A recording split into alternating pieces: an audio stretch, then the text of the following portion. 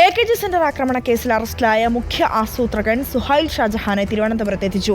ദില്ലി എയർപോർട്ടിൽ വെച്ചാണ് ക്രൈംബ്രാഞ്ച് സംഘം സുഹൈലിനെ പിടികൂടിയത്.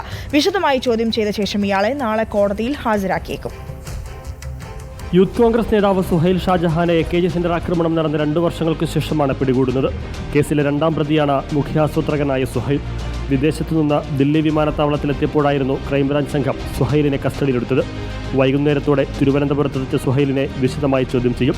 സംഭവത്തിൽ ഉന്നത നേതാക്കൾക്ക് പങ്കുണ്ടോ എന്നതടക്കമുള്ള കാര്യങ്ങളിൽ വ്യക്തത തേടലാണ് അന്വേഷണ സംഘത്തിന്റെ ലക്ഷ്യം. നാളെ തന്നെ സുഹൈലിനെ കോടതിയിൽ ഹാജരാക്കിയേക്കും. വിദേശത്തായിരുന്നു സുഹൈൽ. ദില്ലി വഴി കഠ്മണ്ഡുവിലേക്ക് കടക്കാൻ ശ്രമിക്കുകയായിരുന്നുവെന്നാണ് വിവരം.